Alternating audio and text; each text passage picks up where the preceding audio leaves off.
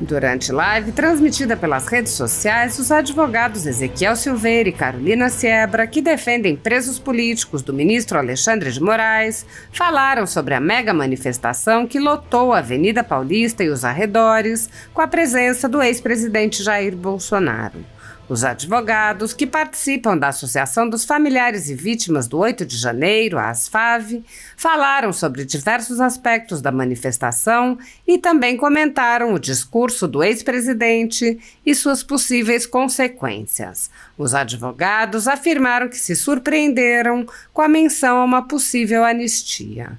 Ezequiel Silveira disse: "Para nós, não houve manifestação mais oportuna do que falar sobre a anistia dos presos políticos." Ele explicou: "Os processos dos réus do 8 de janeiro não são processos jurídicos, são processos políticos. Se fossem processos jurídicos, já não existiriam, porque são nulos de pleno direito desde sua concepção. E a gente já argumentou isso diversas vezes nos processos e fomos sumariamente ignorados." O advogado relatou que imaginava buscar soluções jurídicas e só depois buscar uma anistia, tendo em vista que em um governo de extrema esquerda uma solução política é difícil de obter. Ele disse: "Nós temos um governo de extrema esquerda que faz de tudo para perseguir qualquer pessoa que não seja do seu espectro ideológico. E aí, quando eu falo de governo, eu falo tanto de governo federal quanto de governo judicial, que é ali o consórcio, o governo Lula e STF, que estão tomando conta do país. Então, você não tem o poder executivo, você tem o poder judiciário enviesado, com o objetivo de perseguir e aniquilar qualquer coisa que não seja extrema esquerda, e você tem o poder legislativo, que você tem poucos deputados e senadores conservadores, tem o centrão e tem a esquerda.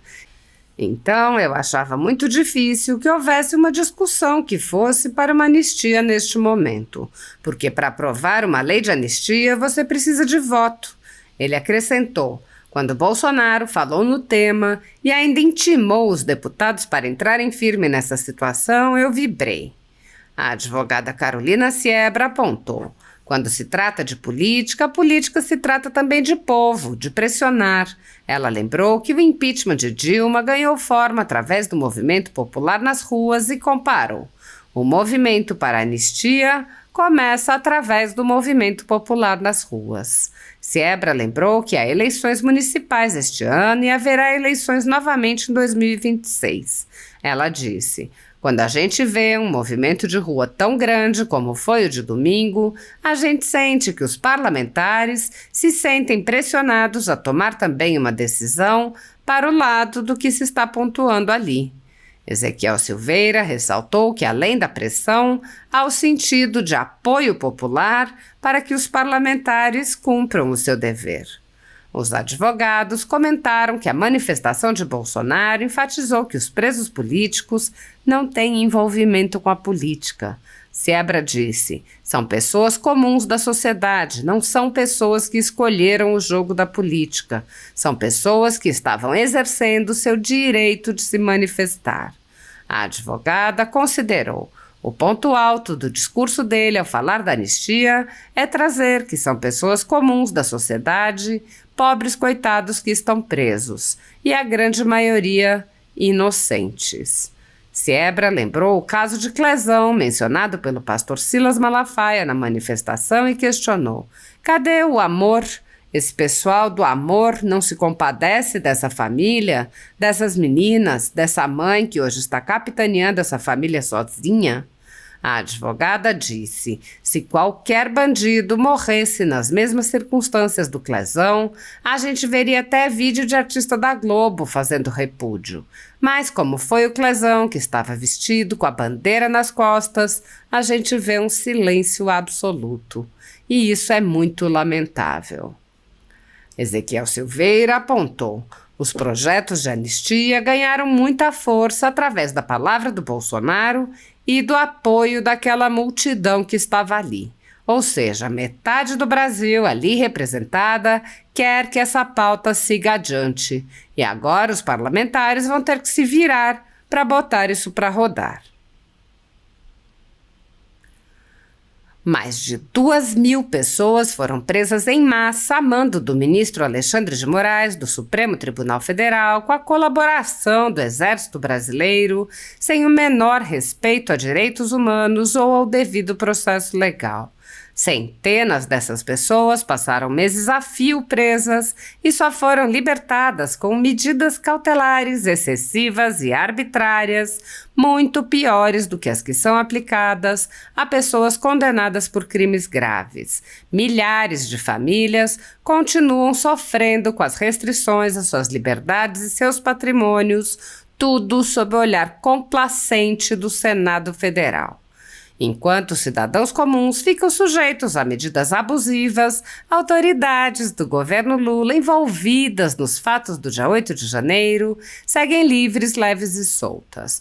O general G. Dias, por exemplo, era o ministro do Gabinete de Segurança Institucional, era responsável pela segurança do Palácio do Planalto e foi filmado no interior do palácio interagindo com os invasores. Até o momento, o general G. Dias não foi preso, não teve seu passaporte apreendido, nem suas contas bloqueadas, nem seus bens ou sua renda apreendidos.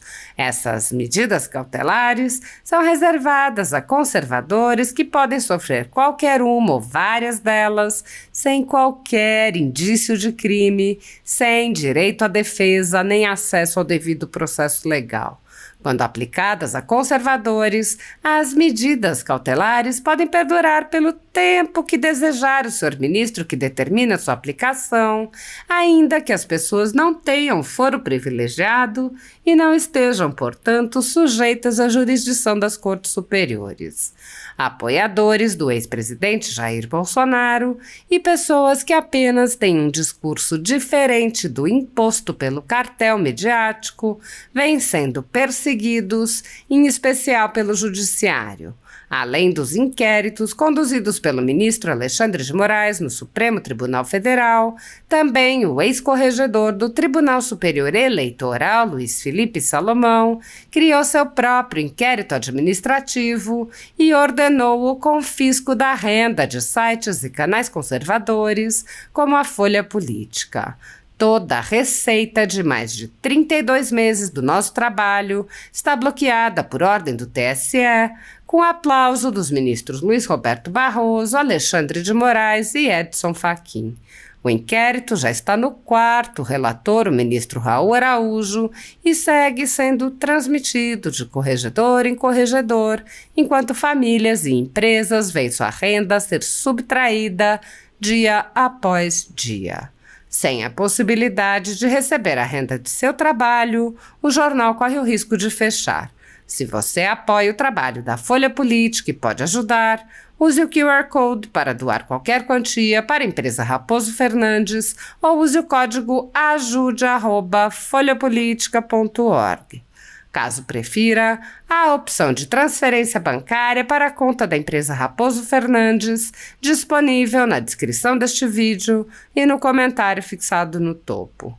Há mais de 10 anos, a Folha Política faz a cobertura da política brasileira, mostrando atos, pronunciamentos e eventos dos três poderes, quebrando a espiral do silêncio imposta pelo cartel de mídia que quer o monopólio da informação.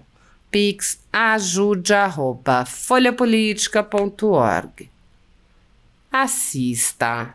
E por último, né, mas não menos importante, a gente tinha que falar aqui sobre o discurso que foi o mais aguardado, né, que era o discurso de Jair Bolsonaro, que a gente não sabia o que ele falaria, não sabia o teor, mas a gente já imaginava mais ou menos para que lado ele iria, né? Eu acho que estava claro ali que o discurso não seria de afronta, não seria quando ele disse que queria fazer essa manifestação para poder também fazer a sua defesa, ele falaria ali sobre os fatos, alguma coisa assim. E aí ele começou falando um pouquinho a respeito do trabalho que ele desenvolveu durante o período que foi presidente e falou depois, na sequência, sobre as perseguições que ele vem sofrendo. Mas eu acho que para nós não houve manifestação mais oportuna, né, que ele fez do que falar sobre a anistia dos presos políticos. E aqui é onde eu queria me deter um pouquinho, porque eu queria mostrar para vocês como que eu estava vendo a coisa. Eu pensava assim, nós não estamos, esses processos dos réus do 8 de janeiro não são processos jurídicos, né? São processos políticos. Se fossem processos jurídicos, eles já não existiriam, porque são nulos de pleno direito desde a sua concepção, né? E a gente argumentou isso diversas vezes nas defesas dos processos e os nossos argumentos são sumariamente ignorados. Então, em se tratando de um julgamento político, como o próprio Dr. Sebastião falou lá para eles no dia 13 de setembro passado, a gente fica pensando como resolver essas situações politicamente. E aí, na minha cabeça, a temperatura iria baixar e a gente conseguiria, daqui uns dias, reduzir as penas de quem foi condenado a 17 anos, que foram penas assim abusivas, arbitrárias, exageradas e irrazoáveis para aquela situação, ainda que a pessoa fosse culpada. A partir de então, eu pensei que depois de você fazer uma redução de pena, aí, que poderia vir através de uma revisão criminal, enfim, a gente conseguiria a anulação desses processos, aí você já traria um pouquinho mais para o lado jurídico de ver que esses processos são ilegais e a gente conseguiria a anulação desses processos, e aí só então nós entraríamos nessa discussão de anistia, porque a anistia ela é um instrumento efetivamente político. E hoje a gente está perdendo de lavada na questão política, porque nós temos um governo de extrema esquerda que faz de tudo para perseguir qualquer pessoa que não seja do seu espectro ideológico, e aí quando eu falo de governo, eu falo tanto do governo federal quanto do governo judicial, que é ali o consórcio governo Lula e STF, né, que estão aí tomando conta do país. Então você não tem o poder executivo, você tem o poder judiciário enviesado, com o objetivo de perseguir e aniquilar qualquer coisa que não seja extrema esquerda, né? E você tem o poder legislativo que você tem poucos deputados de direita conservadores, poucos senadores de direita conservadores, você tem um centrão e tem a esquerda. Então, assim, eu achava assim, muito difícil que houvesse uma discussão que fosse a respeito de anistia nesse momento. Porque para você aprovar uma lei de anistia, você precisa de votos. Se você precisa de votos não só dos deputados e senadores de direita, mas você precisa do centrão, você precisa de votos na esquerda também. Então, assim, eu não imaginava que essa pauta viria à tona tão imediatamente. E aí, quando o Bolsonaro falou do tema e ainda intimou os deputados para entrarem firme nessa situação, eu vou dizer para vocês, eu vibrei. Exatamente, porque... Fala, Francisco, boa noite. E aí, Francisco, é exatamente isso, né? O momento político, ele não conduzia para tal cenário, né? Não era uma coisa que a gente via uma luz no fim do túnel, mas a gente tem que entender que quando se trata de política, a política se trata também de povo, né? De pressionar, né? Quando se falava em impeachment da ex-presidente Dilma Rousseff, o impeachment ele foi ganhando forma através do movimento popular das ruas. Da mesma forma que hoje, quando a gente fala em anistia, o movimento para a anistia ele começa através do movimento popular das ruas. A partir do momento que a gente tem uma robustez das pessoas pressionando ali o parlamento, porque afinal de contas estamos há 2 anos das eleições, a gente não pode esquecer isso, e temos eleições municipais esse ano, que é importante pontuar isso também, que foi o que o Bolsonaro pontuou no discurso dele. A gente precisa formar as nossas bases, a gente precisa eleger vereadores de direita, a gente precisa eleger prefeitos de direita, para que daqui a 2 anos a gente eleja deputados de direita, eleja os senadores de direita, e a gente assim consiga conduzir o Congresso da forma esperada. E quando a gente vê um movimento de rua tão grande como foi o movimento de domingo, a gente sente que os parlamentares se sentem pressionados a tomar também uma decisão para o lado do que se está pontuando ali, porque ali, querendo ou não, se torna a vontade popular.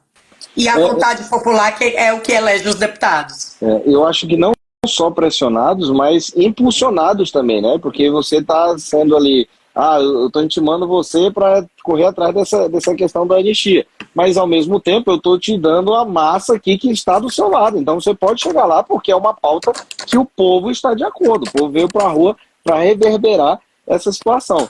E aí, a Fátima, não, você está dizendo aqui, mas era esperado que o Bolsonaro tratasse disso também. Eu não esperava. Vou te ser bem sincero. Se alguém esperava, eu não esperava. Eu também não.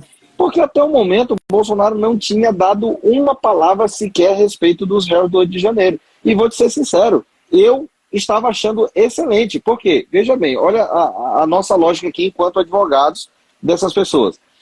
Qual que é a tese do Supremo Tribunal Federal em relação aos atos do 8 de janeiro? Que havia uma tentativa de golpe do qual Bolsonaro era o líder, o cabeça, que estava ali organizando essa situação, e as pessoas que foram presas em 8 de janeiro eram os executores dessa tentativa de golpe. Então, para mim, quanto mais longe do Bolsonaro, para nós, melhor, porque você está desvinculando, você está acabando com essa tese de que havia ali... Porque a maioria das pessoas, a maioria não, eu me arrisco a dizer que 100% das pessoas que foram presas ali no dia 8 de janeiro nunca tiveram contato com o Bolsonaro, sequer ouviram alguma vez na vida. Então você fazer essa vinculação, essa tentativa de vinculação com ele é absurda. Então, para mim, enquanto advogado que estou olhando aqui, vocês estão querendo vincular A com B, eu quero manter A e B bem longe dos outros, um do outro.